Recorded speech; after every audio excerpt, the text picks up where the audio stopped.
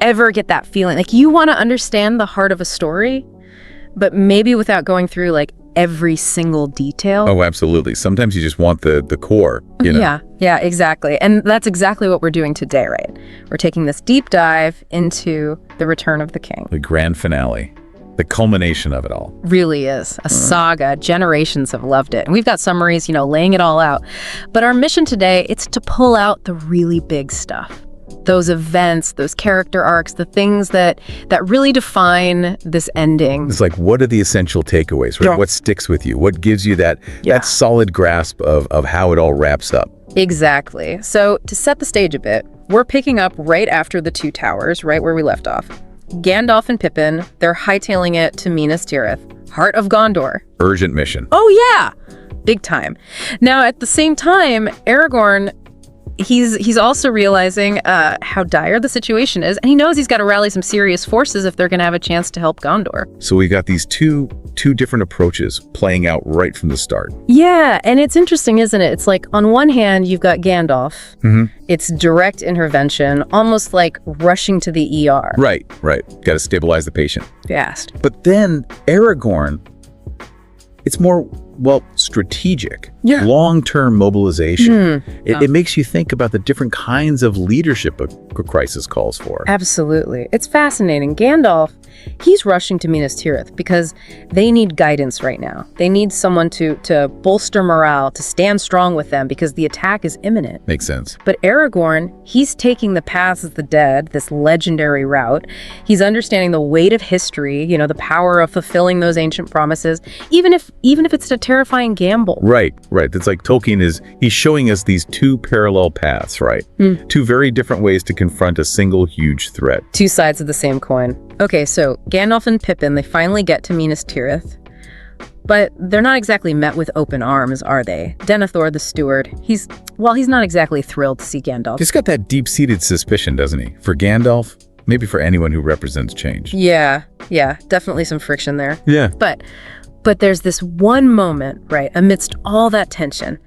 Pippin, he pledges his service to Gondor. A direct consequence of Boromir's death, I'd say. And so incredibly significant. It is. It's this small act of loyalty that cuts through all that political maneuvering. It speaks to those fundamental human connections that are forged, when times are hard. And it really makes you think about what's truly valuable in those dark times. It's interesting how Pippin's loyalty is just this simple, genuine act. It contrasts so sharply with Denethor. He's got that complex web of anxieties and political calculations. Well, he's definitely playing the game. Yeah, he's so consumed by his fears, by clinging to the past. I think he overlooks the value of real heartfelt commitment. And Pippin, he's acting out of gratitude, duty.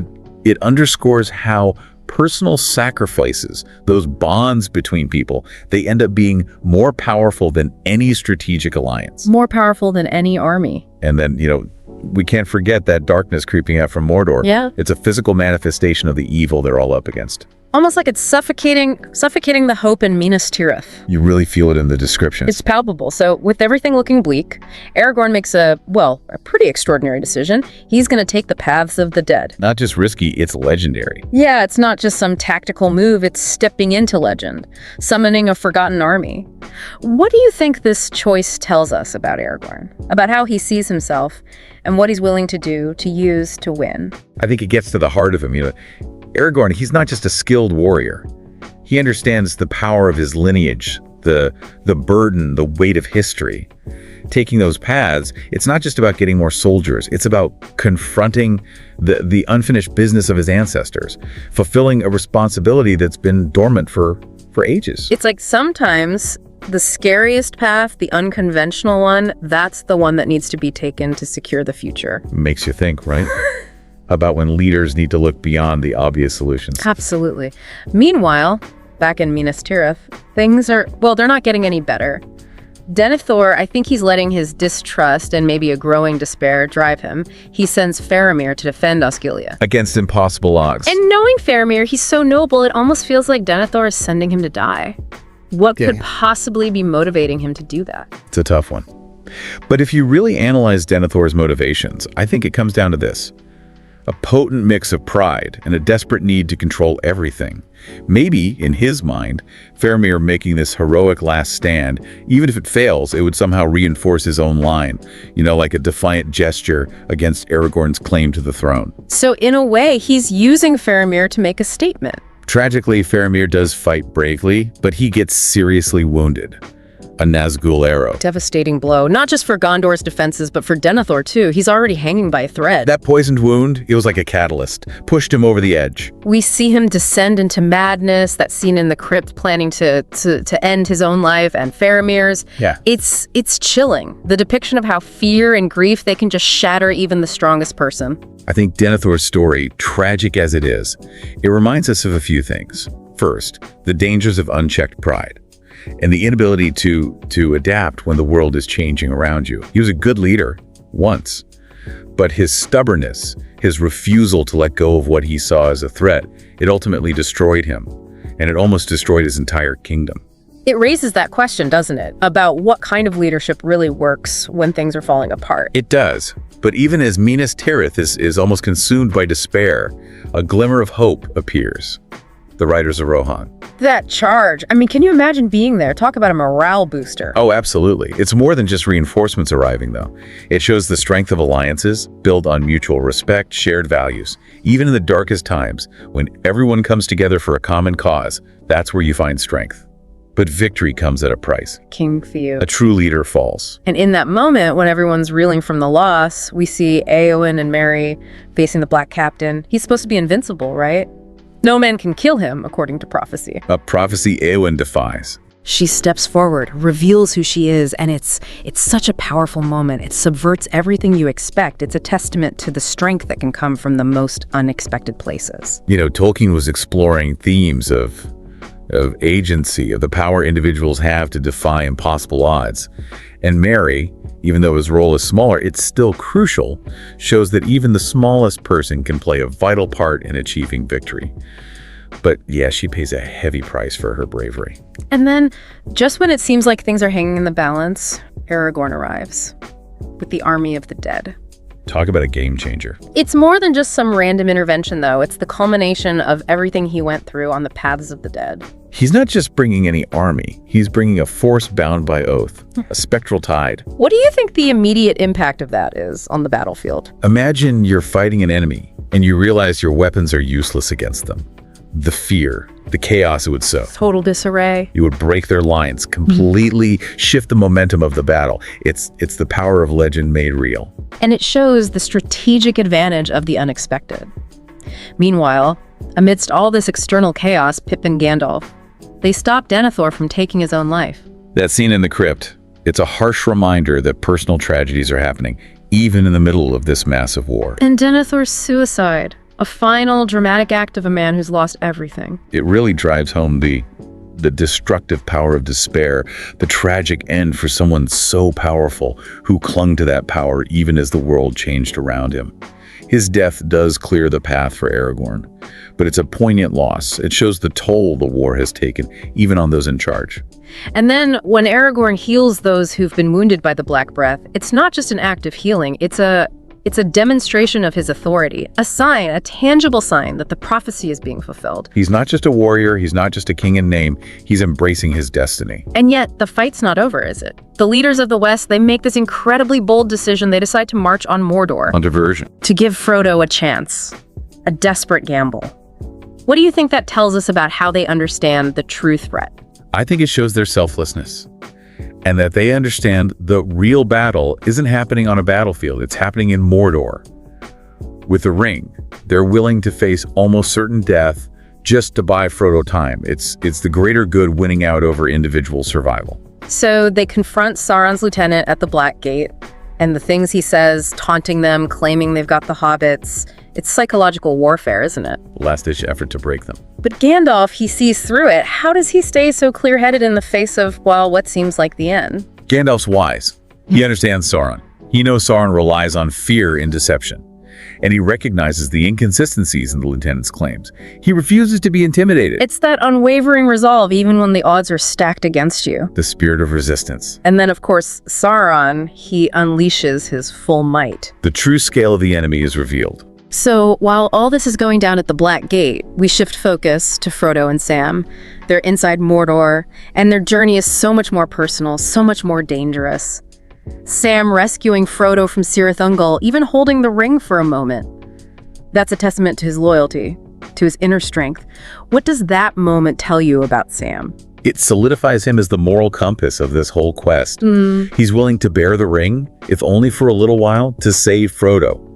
And their journey, disguised as orcs, through Mordor. It highlights their resilience, their determination. They're little hobbits in the heart of the enemy's land. You really feel the ring's influence on Frodo at this point. It's crushing him, physically and mentally. But Sam, he doesn't give up. He literally carries Frodo the last part of the way to Mount Doom. That image, it's so powerful, it speaks volumes about their journey. Friendship, sacrifice, the power of companionship, even when facing the worst possible thing. And without Sam, Frodo never would reach their destination. The cracks of doom, where everything is decided. The fate of Middle-earth hangs in the balance. And Frodo, after all he suffered, after all his good intentions, he can't do it. He can't destroy the ring. He claims it for himself. I break you. It's a moment of weakness, isn't it? A very human moment. What does that tell us about the nature of power, even for someone as good as Frodo? It shows how well Tolkien understood the corrupting nature of power. The ring, it's so alluring, so tempting. Even Frodo, who's resisted it for so long, he falls victim to it right at the moment of victory. I think it suggests that power is a temptation very few can truly resist. And then Gollum reappears, that tragic, twisted creature. And in their struggle, it's Gollum who ends up destroying the ring. He bites it off Frodo's finger and he falls into the fire. It's almost comical, this bizarre twist of fate. What do you make of the ring ending that way? It's ironic, right? It shows that even the best laid plans can be completely overturned by chance, by the actions of the most unexpected people. Gollum, he becomes the instrument of the ring's destruction, and he doesn't even realize it. It's a reminder that history often hinges on those unforeseen events and on the actions of those on the sidelines. And just like that, Sauron's power is broken. His armies fall apart. And Gandalf arrives, with Gwaihir, to rescue Frodo and Sam. After all they've been through, that must felt like a miracle. A moment of grace. They deserve that rescue. And the eagles, they symbolize a higher power rewarding their courage. And with the ring gone, the darkness lifts from Gondor. Literally and figuratively, a new hope dawns. And then we see the restoration. Aragorn, he's crowned king. He marries Arwen. A new era for Gondor. Order restored. Yep. The beginning of a new chapter. Aragorn's reign, it symbolizes the uniting of men, the hope for a better future. But when the hobbits go home to the Shire, they find that even after all that, even after defeating the ultimate evil, the effects of that conflict, they can reach the most peaceful places. They find the Shire under the control of men. Oppressive rule. It's a harsh contrast to everything they fought for. Why do you think Tolkien included this final conflict? It underscores that fighting for peace, for freedom, it's not a one-time thing. Even when evil is defeated, there's still work to be done. There's corruption, there's the need to stay vigilant, even idyllic places are vulnerable, and it takes ordinary people to stand up and defend their homes, their way of life. And the hobbits, they're more than capable of dealing with these bullies. After facing Sauron, yeah, some petty tyrants are no match for them. They have their rebellion, they discover Saruman's role in it all, and then he meets his end. It's like a final cleansing before they can truly go back to their simple lives. Saruman's death in the Shire, it's a sad ending for him. It highlights how corrosive power can be and the bitterness of those who fall from grace. His undignified death shows how far he's fallen and how complete the Hobbit's victory is. And then finally we get that restoration of the Shire. Sam marries Rosie, they have their daughter. It's a quiet, happy ending, the kind they deserve. A return to simple joys. After everything they went through, it emphasizes how important those things are. Home, community, those simple pleasures. It's a testament to the resilience of ordinary life, even after extraordinary events. But then we have Frodo's departure. He sails west with the ring bearers, with Gandalf, with Bilbo. It's bittersweet, isn't it? He finds peace, but he has to leave behind the world he saved. Frodo's leaving. It acknowledges the deep impact of his experience with the ring. The world is at peace, but the burden he carried, it's left a mark on him. It's a reminder of the sacrifices that were made and the fact that some wounds, they never fully heal in this world. So looking back at the Return of the King, what are the key takeaways? I think it comes down to this. Aragorn becoming king, the rightful leadership restored, the destruction of the ring and Sauron's defeat, the hard-won peace, and Frodo leaving, marking the end of an era. It's an ending, but it's also a beginning. And there are so many powerful themes running through it all. Courage, friendship, the dangers of power, and the idea that even after the worst has happened, things can return to a sense of normalcy. It really makes you think, doesn't it? Even though there's peace, how might Frodo's sacrifice continue to affect the world in ways we don't see? And seeing the Shire struggling, it reminds us that protecting peace, even in the quietest places, it takes constant work. Some big questions to ponder. Thanks for joining us for this deep dive. Glad to be here. It's been a great conversation.